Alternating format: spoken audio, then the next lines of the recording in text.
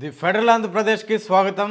Assembly వేదికగా assembly సమావేశాలను వేదికగా చేసుకొని ప్రభుత్వం అనుసరిస్తున్నటువంటి విధానాలను, ప్రజా వ్యతిరేక విధానాలను నిలదీయాలని, ఎదుర్కోవాలని వైసీపీ సిద్ధమవుతోంది. త్వరలో ఆంధ్రప్రదేశ్లో వర్షాకాల సమావేశాలు జరగనున్నాయి. ఈ నెల 17 నుంచి ఈ సమావేశాలు ప్రారంభం కానున్నాయి. వీటికి ప్రభుత్వాన్ని ఎలా నిలదీయాలి అన్న దాని మీద వైసీపీ పూర్తి స్థాయిలో సన్నద్ధమైంది.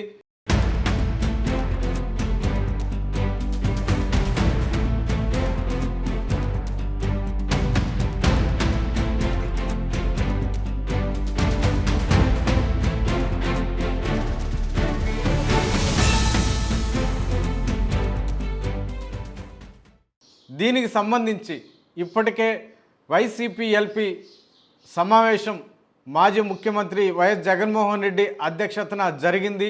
ఈ సమావేశంలో శాసన మండలిని వేదికగా చేసుకొని ప్రభుత్వాన్ని నిలదీయాలి, ప్రభుత్వం అనుసరిస్తున్నటువంటి ప్రజా వ్యతిరేక విధానాలని ఎదుర్కోవాలి, నిలదీయాలి అని నిర్ణయం తీసుకుంది. గతంలో మాదిరిగానే ఈసారి కూడా అసెంబ్లీకి వైసీపీ ఎమ్మెల్యేలు వెళ్ళకూడదని నిర్ణయం తీసుకుంది. ప్రతిపక్ష హోదా ఇవ్వనందుకే వెళ్ళడం లేదని చెబుతోంది. అంటే అసెంబ్లీలో జరుగుతున్నటువంటి అంశాలను కూలంకుషంగా పరిశీలించిన అనంతరం బయట ప్రెస్ మీట్ల ద్వారా ప్రభుత్వం ఏ అంశాలనైతే అసెంబ్లీ వేదికగా తెరపైకి తీసుకొస్తుందో వాటిని పూర్తి స్థాయి ఆధారాలతో బయట ప్రెస్ మీట్లు పెట్టి వివరించాలని వైఎస్ జగన్మోహన్ రెడ్డి నిర్ణయం తీసుకున్నారు. మరోవైపు ఎమ్మెల్యేలు తప్పకుండా అసెంబ్లీకి హాజరు కావాలి అని అసెంబ్లీ స్పీకర్ చెప్తూ వస్తున్నారు. గతంలో కూడా ఇదే మాట సూచనలు కూడా చేస్తూ వచ్చారు. ఇప్పుడు కూడా అదే సూచించారు. అసెంబ్లీకి హాజరు కాకుండా జీతాలు తీసుకోవడం సరైంది కాదు అని ఆయన చెప్తున్నారు. అసెంబ్లీ సీట్లో కూర్చున్నటువంటి నేపథ్యంలో ఆ సీట్లకు సీసీ కెమెరాలు ఫిక్స్ చేసి ఉంటాయని, అప్పుడే వాళ్ళకి అటెండెన్స్ వేయడం జరుగుతుందని, అప్పుడే వాళ్ళు జీతాలు తీసుకోవడానికి అవకాశం ఉంటుంది అని అసెంబ్లీ స్పీకర్ అయితే చెప్తున్నారు. ఇది కూడా ఒక కాంట్రవర్సీ అంశంగా మారింది. అసెంబ్లీకి వెళ్లకుండా వైసీపీ ఎమ్మెల్యేలు జీతాలు తీసుకోవడం కూడా ఒక విమర్శనాత్మకంగా అంశంగా మారింది, ఒక రాజకీయ అంశంగా మారింది. శాసన మండలిలో పూర్తి స్థాయి బలం ఉన్నటువంటి నేపథ్యంలో దీనినే వేదికగా తీసుకుని ప్రభుత్వాన్ని ఎండగట్టాలి, ప్రభుత్వ తీరుని ఎండగట్టాలి అని వైసీపీ నిర్ణయం తీసుకుంది. దాదాపు 58 మంది శాసన మండలి సభ్యులు ఉన్నటువంటి ఆంధ్రప్రదేశ్ శాసన మండలిలో వైసీపీకి పూర్తి స్థాయి బలం ఉంది. మరి ముఖ్యంగా వైసీపీ ఎల్బీ సమావేశంలో జగన్ అనేక ఆసక్తికరమైనటువంటి అంశాలను దిశానిర్దేశం చేశారు. వైసీపీ ఎమ్మెల్యేలకి సూపర్ 6 పథకాలు అమలు తీరు, కూటమి ప్రభుత్వం, CM Nara Chandrababu Naidu, deputy CM Pavan Kalyan వీళ్ళు అనుసరిస్తున్నటువంటి విధానాన్ని ప్రజల్లోకి తీసుకెళ్ళాలి అసెంబ్లీ శాసన మండలి వేదికగా అని ఆయన దిశానిర్దేశం చేశారు.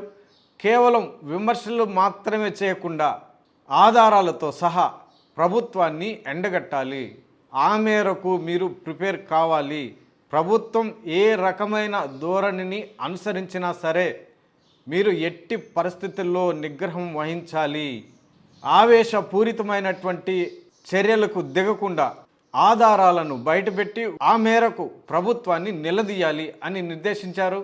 ఆ మేరకు ఎమ్మెల్సీలు సమాయత్తం అవుతున్నారు. నిరుద్యోగ భృతి ఎన్నికల అజెండాలో చెప్పినటువంటి అంశం, మరి దాని అమలు చేయలేదు ఇంతవరకు కూటమి ప్రభుత్వం. దీని మీద ప్రభుత్వాన్ని నిలదీయాలి అని ఆయన నిర్దేశించారు. ఉపాధి కల్పన అంశాన్ని కూడా ఎండగట్టాలి అని చెప్పారు. శాంతి భద్రతల అంశం, మహిళలకు రక్షణ కరువు, ఆంధ్రప్రదేశ్ రాష్ట్ర వ్యాప్తంగా అన్ని ప్రాంతాల్లో జరుగుతున్నటువంటి అఘాయిత్యాలు, అత్యాచారాలు, మహిళలపై దాడులు, ఈ అంశాలన్నింటినీ మండలి వేదికగా కూటమి ప్రభుత్వాన్ని నిలదీయాలి అని ఆయన దిశానిర్దేశం చేశారు. మరి ముఖ్యంగా మెగా డిఎస్సి అంశాన్ని తెరపైకి తీసుకురాబోతున్నారు. మెగా డిఎస్సిలో అనేక అక్రమాలు, అవినీతి చోటు చేసుకున్నాయని ఇప్పటికే భారీగా ఆరోపణలు చేస్తున్నారు. స్పోర్ట్స్ కోటా కింద అవినీతి జరిగింది, అక్రమాలు జరిగాయని వాళ్ళు భారీగా ఆరోపిస్తున్నారు.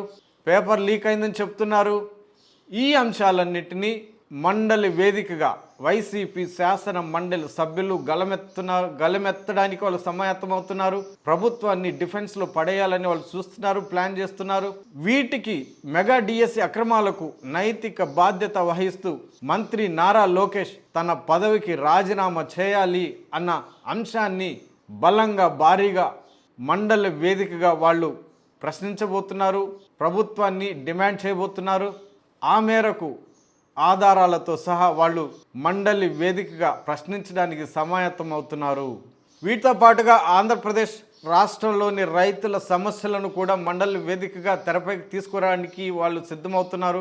ఈ క్రాపింగ్ అంశం కానీ, ఇన్పుట్ సబ్సిడీ కానీ, ఎంఎస్పి అంశం కానీ, పొగాకు రైతులు ఇబ్బంది పడుతున్నటువంటి తీరు, అక్వా రైతులు ఇబ్బంది పడుతున్నటువంటి అంశాలను మండలి వేదికగా వాళ్ళు ప్రభుత్వాన్ని నిలదీయడానికి సమాయత్తమవుతున్నారు. ఆ మేరకు జగన్మోహన్ రెడ్డి వాళ్ళని దిశానిర్దేశం చేశారు. మరి ముఖ్యంగా విద్యార్థులకు సంబంధించినటువంటి అంశాలను కూడా వాళ్ళు నిలదీయడానికి రెడీ అవుతున్నారు.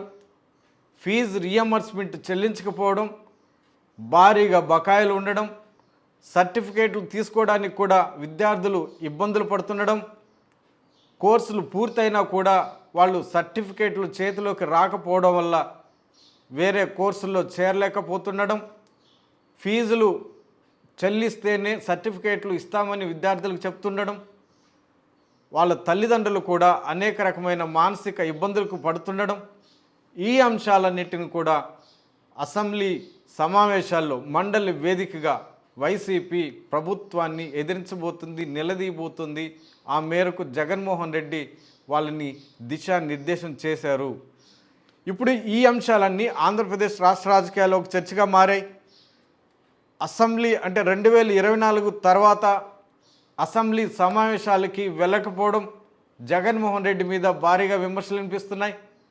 ఆయనేమో ప్రతిపక్ష హోదా ఇస్తేనే అసెంబ్లీకి వెళ్తాము ఆయన చెప్తుండడం, ప్రతిపక్ష హోదా తీసుకునే అర్హత వైసీపీకి లేదు అని కూటమి ప్రభుత్వం స్పీకర్ చెప్తుండడం, దీనికి సాంకేతికపరమైనటువంటి అంశాలను తెరపైకి తీస్తూ ఉండడం, ప్రభుత్వమేమో 10% సీట్లు వస్తేనే ప్రతిపక్ష హోదా ఇవ్వడానికి సాధ్యమవుతుంది అని ప్రభుత్వం చెప్తుండడం, 10% సీట్లు అంటే 175 అసెంబ్లీ స్థానాల్లో 18 సీట్లు వచ్చి ఉండాలి.